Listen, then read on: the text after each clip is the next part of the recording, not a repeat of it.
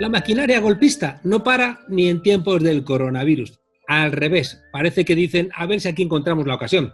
La falta de legitimidad de los gobiernos de la derecha latinoamericana y su sempiterna subordinación a los Estados Unidos hace que insistentemente Venezuela tenga que ser presentada como la cueva del diablo. Netanyahu en Israel puede suspender la democracia. En Filipinas, Duterte puede mandar disparar a matar a la ciudadanía. En Arabia Saudí pueden seguir lapidando a las mujeres. Pero el problema es Venezuela. Esta vez el intento de acabar con el gobierno de Nicolás Maduro tuvo como escenario las costas de La Guaira, cerca de Caracas. 8 mercenarios fueron abatidos y algunos más detenidos cuando trataban de entrar desde Colombia fuertemente armados. El objetivo de la invasión, el de siempre: cometer actos terroristas, incrementar la espiral de violencia, generar un caos, todo para intentar que eso derivara o bien en un golpe de Estado, cosa bastante improbable, o bien en la justificación para una intervención de los Estados Unidos. Según fuentes del Ejecutivo venezolano, la idea era en junio, 23 y 24 de junio, poner en marcha junto con los gobiernos de Colombia, de Chile y de Estados Unidos ese tipo de desestabilización. En fin, otro nuevo intento del imperialismo y, como siempre, otro nuevo fracaso. Para hablar de estos incidentes graves, nos acompaña esta noche el embajador de Venezuela en España, Mario Isea. Mario, buenas noches. Buenas noches, Juan Carlos. Sí, realmente, como tú has comentado, el imperialismo no para y ha tenido una seguidilla de intentos fallidos desde, recordemos, el 30 de abril en el distrito de Altamira. Guaidó y Leopoldo López, ¿no?, estaban allí con militares y paramilitares.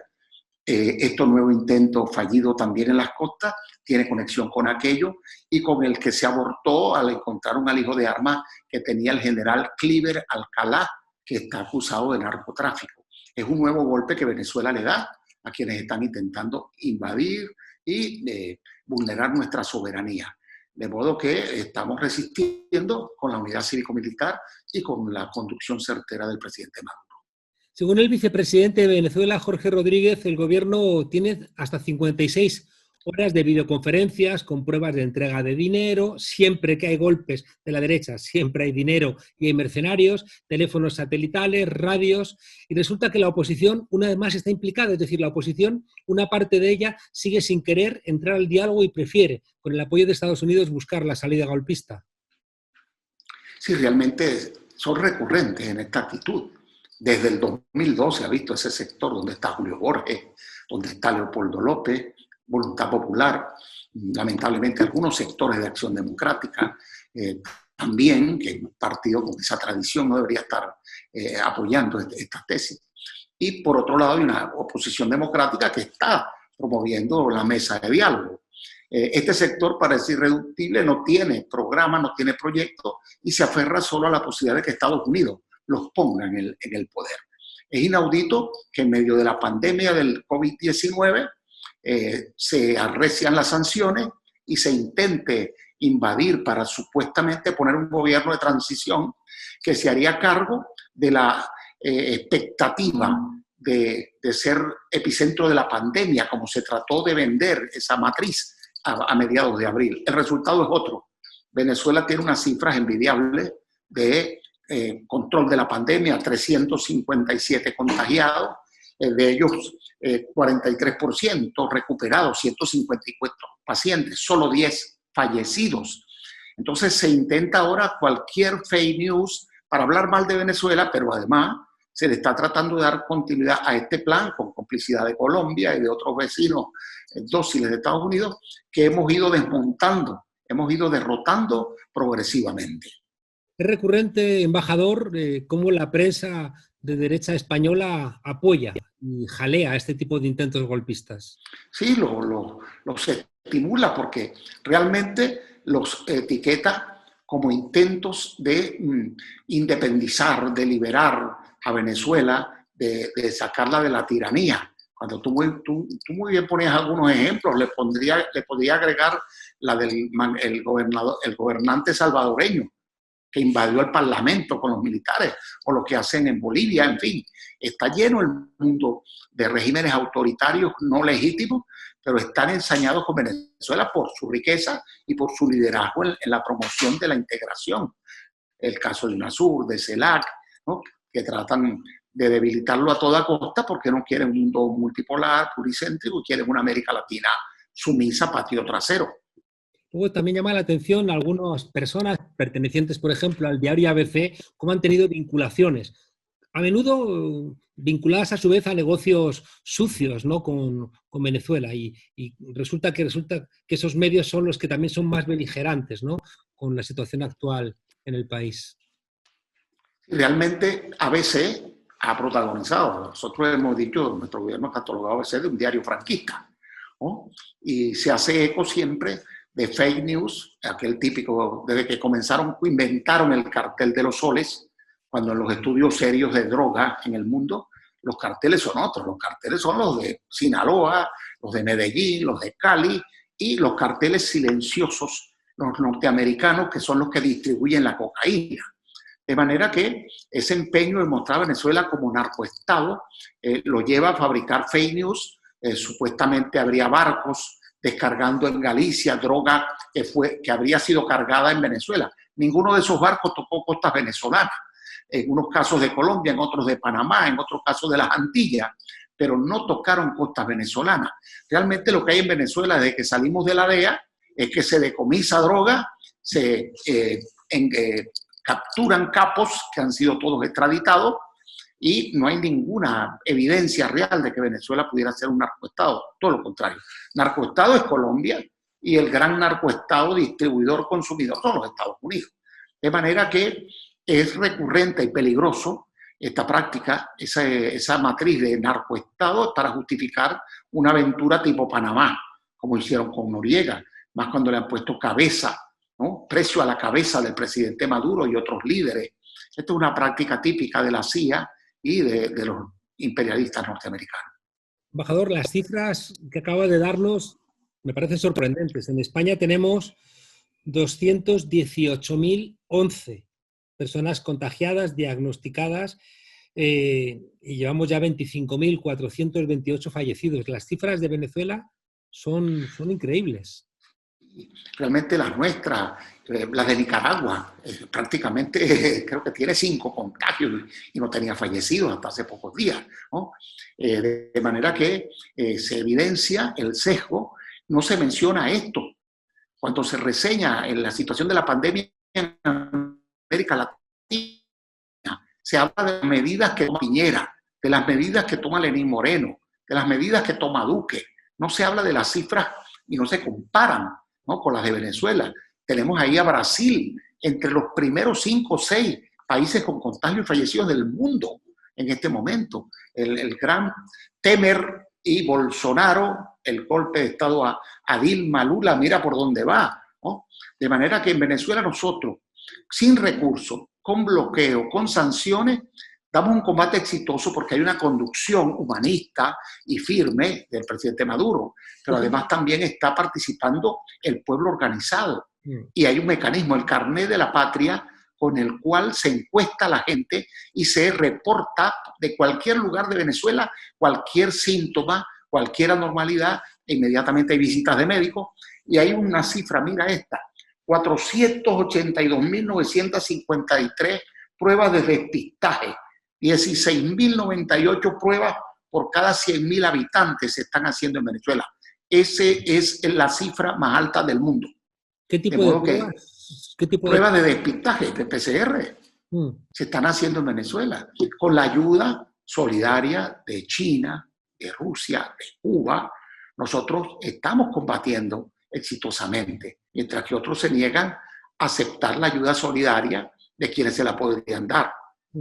Embajador, llama la atención que mientras que Estados Unidos, con la dirección de Donald Trump, bueno, todo indica el disparate, ¿no? Desde cosas que afectan a su propia ciudadanía, ¿no?, como invitarles a tomar desinfectante para curarse, contrasta precisamente con espacios alejados de los modos democráticos propios de Europa, pero que resulta que son los que, con motivo de esta crisis, están echando una mano, ¿no? Y resulta que quizá de esta crisis el liderazgo norteamericano va a quedar debilitado, mientras que el liderazgo chinos, rusos, pueden tener otra perspectiva.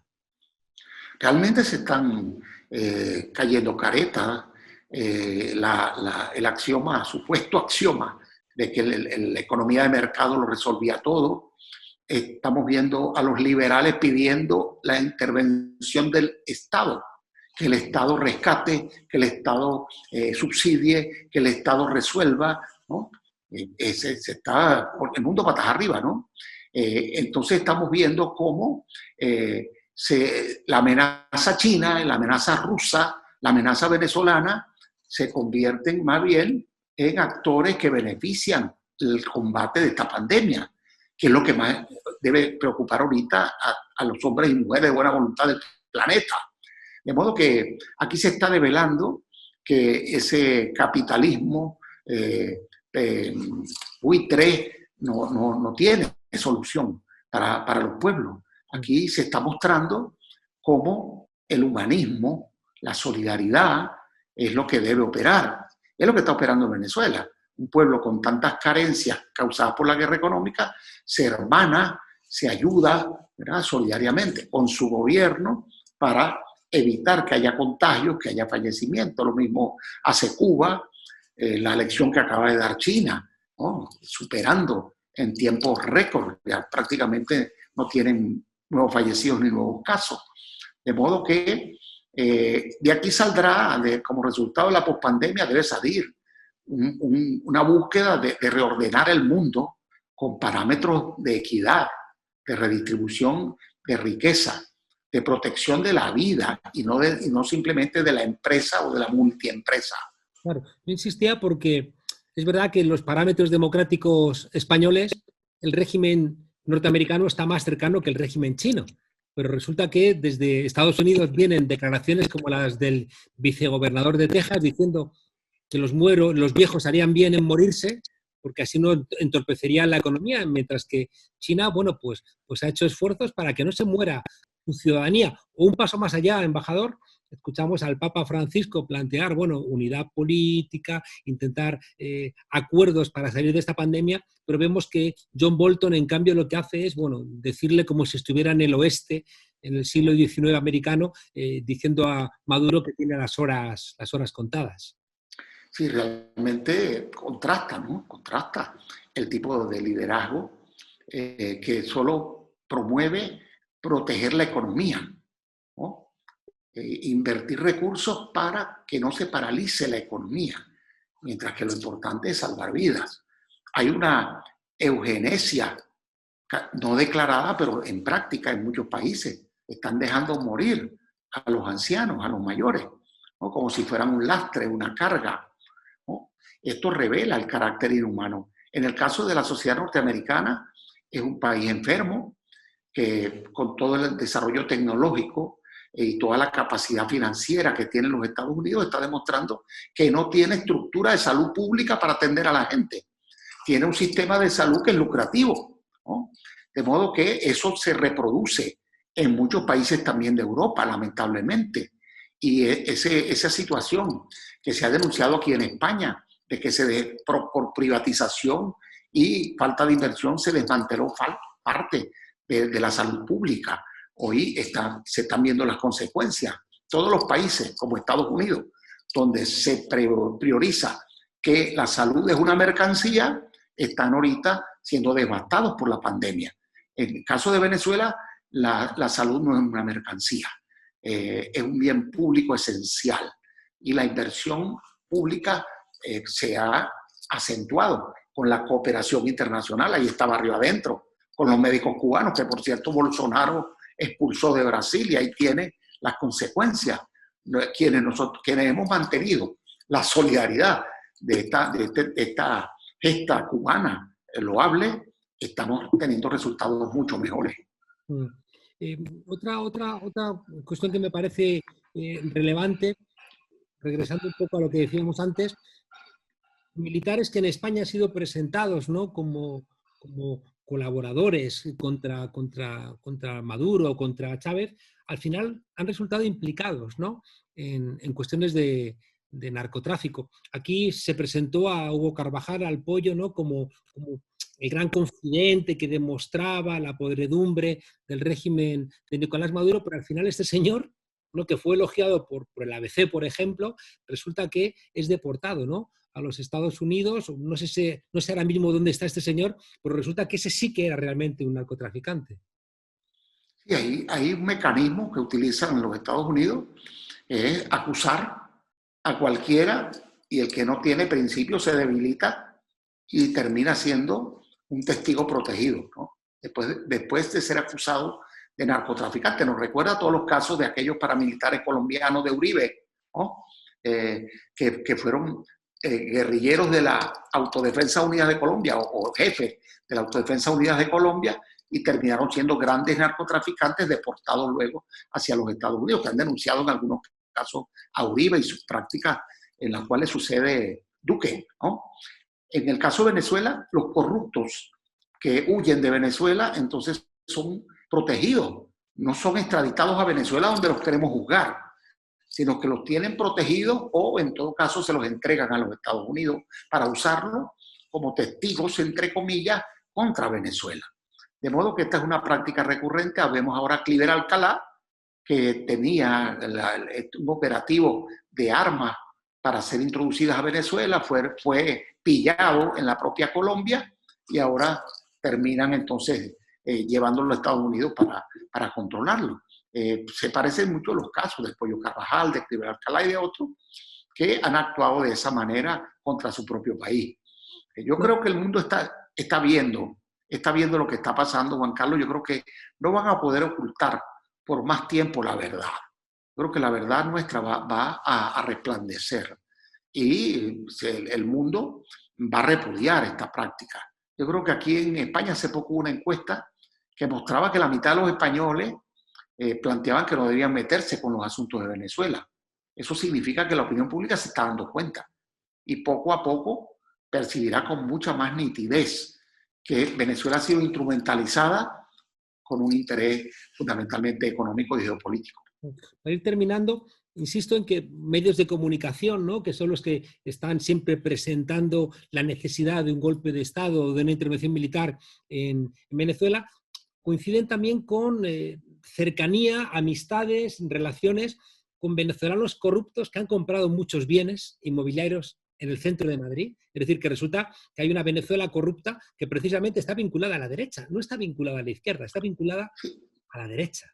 Y en esos medios simplemente se dice, los venezolanos, los bolivarianos están invirtiendo, ¿no? Como si fueran corruptos del gobierno venezolano, son traidores al gobierno o gente que estafó a la nación. Se vino aquí y, repito, tratamos de juzgarlos en Venezuela, pedimos la extradición y por cualquier vía siempre hay una excusa para no extraditarlos o darle preferencia a una solicitud norteamericana de extradición sobre el mismo delincuente. De modo que estamos en una sociedad de cómplices, ¿no?, a nivel internacional, que intenta evitar que Venezuela pueda salir de la crisis que nos han causado. Sin descartar, yo siempre, tú sabes que lo digo, que nosotros habremos cometido errores, pero se quedan pequeñitos al lado de la magnitud de la guerra económica. Y es una guerra económica que no empezó a denunciar Maduro, una guerra económica que ya denunciaba Chávez desde principios de su gobierno y que se evidenció, por ejemplo, en el sabotaje petrolero del 2002, que ahora con otras modalidades se sabotea la economía para tratar de asfixiar a un pueblo y buscar que se rebele por hambre, por desesperación. Se están llevando una gran lección. El pueblo, soportando grandes problemas, está actuando con claridad para defender la soberanía y apoyar a su gobierno, que intenta protegerle y que lo va a seguir intentando y lo va a seguir haciendo. Una última pregunta, embajador. Colombia y Chile, países con problemas internos muy, muy fuertes, que ya intentaron, ¿no?, ser protagonistas de ese intento a través de Cúcuta, ¿no?, de injerencia militar y que salió mal. Ahora otra vez aparecen de alguna manera implicados. Aparece implicado también uno de los detenidos venezolano que dijo que era un funcionario de la DEA. Tengo la sensación de que todo esto lo que genera es un enorme riesgo para la estabilidad en la zona. Y si uno piensa, ¿no?, lo que ha generado el conflicto en Siria, o sea, trasladar una situación similar en América Latina sería un absoluto disparate y sin embargo uno ve la locura de Duque o de Piñera participando de este tipo de escenarios que lo que llevarían es no a Venezuela, sino a toda la región a una inestabilidad y un deterioro de la paz enorme. Eso lo que demuestra realmente es que esos mandatarios no tienen preocupación por su país, no tienen sentido de patria, no les importa la vida de la gente, les importan los intereses a los que ellos están asociados. La mayoría de ellos son empresarios, entre comillas, lícitamente actuando, y otros están vinculados a la economía subterránea de sus países, donde tienen una gran influencia los Estados Unidos. Por eso actúan dócilmente a favor de los intereses de los Estados Unidos, no a favor de los intereses de su pueblo, ni de América Latina, ni de los pueblos de América Latina. Y quería enfatizar al final que fíjate cómo están tratando de retornar a Venezuela decenas de miles de gente que se fueron a esos países, a Chile, a Perú, a Ecuador y a otros más, incluso de aquí de España estamos recibiendo peticiones de gente que quiere regresar a Venezuela, que tiene, en algunos casos, ha sufrido la xenofobia, ¿no? Ha sufrido la discriminación, la vejación, la explotación. En otros casos tiene pánico por las cifras de coronavirus que hay en todos esos países y se siente que en Venezuela hay un gobierno solidario con las carencias que tenemos, pero que allí se le va a proteger la vida. Es decir, que más allá de la matriz que están tratando de sembrar, de terror, por la amenaza de invasión permanente, a pesar de eso, a pesar de las dificultades económicas que causa la guerra económica, hay decenas de miles de venezolanos que quieren retornar a Venezuela y presenciamos un espectáculo bochornoso cuando autobuses de venezolanos que iban a retornar fueron interceptados por las autoridades colombianas y que no les permitían ir a Venezuela y clamaban volver a Venezuela. Y esos hechos se han producido con anterioridad en Perú, se produjeron también en Ecuador con aviones de Conviasa a los cuales se les impedía salir retornando venezolanos. El gobierno venezolano informó que está estudiando toda la situación de los venezolanos que están en distintos países con interés de retornar para ir tratando de darle solución en la medida de las posibilidades con un operativo obviamente sanitario que tiene que garantizar la cuarentena, etcétera, porque no podemos producir un contagio masivo cuando nos ha costado tanto mantener estas bajas cifras de protección contra la pandemia en Venezuela. Pero hay solidaridad de nuestro gobierno con todos los connacionales que están en cualquier lugar del mundo. Cuánta necedad, embajador, estoy pensando en la alcaldesa de Guayaquil. A Guayaquil es a quien pidió que aterrizara un avión español y luego se quejaba de la soledad cuando de repente los muertos empezaron a poblar las calles en el país. Embajador, Venezuela necesita diálogo, necesita un diálogo entre la oposición y el gobierno. ¿Es optimista usted al respecto? Yo soy optimista porque he observado cómo ha venido creciendo la corriente opositora que no sigue el camino violento y personas muy conspicuas como Eduardo Fernández, como Claudio Fermín, que fue candidato de Acción Democrática, fue alcalde de Caracas, ¿no? Fue constituyente con votos propios. Yo recuerdo que el negro Fermín, como le dicen cariñosamente, ganó su nominación con votos propios, ¿no? Y así por el estilo. Hay la actitud de Henry Falcón, es otra, ¿no? La de Bertucci, que fue candidato presidencial. Hay una directiva de la Asamblea Nacional que se reunió sin Guaidó, y Guaidó falsificó su reelección en la Asamblea Nacional con diputados suplentes. Es decir, que hay un crecimiento constante de una corriente opositora que es opositora, pero que se aferra a valor democrático.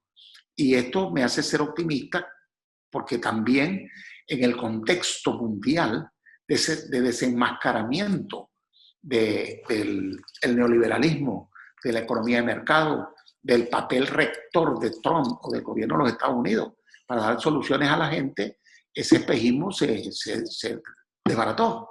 Hoy la gente sabe que desde Estados Unidos no espera soluciones para sus grandes problemas, que no es el imperialismo, ni siquiera la Unión Europea ha funcionado, no ha dado respuesta, no ha sido capaz de asumir deuda europea para financiar la recuperación de los pueblos. Lo que le gusta es rescate, es dar dinero prestado, ¿no? Pero sobre todo cuando se lo facilitan a la banca. Quien necesita apoyo ahorita no es la banca, son los pueblos que son víctimas de la pandemia. Embajador, como decía con mucha guasa un venezolano, después de Guaidó, pues vendrá Guay 3. De Estados Unidos será cualquier cosa. Mario Isea, embajador de Venezuela en España, muchas gracias por acompañarnos en la frontera. Mucho diálogo, mucha reconciliación para Venezuela y ojalá pronto se termine ese bloqueo que solamente hace daño al pueblo. Muchas gracias y un fuerte abrazo. Gracias a ti, Juan Carlos. Hasta Un pronto. abrazo.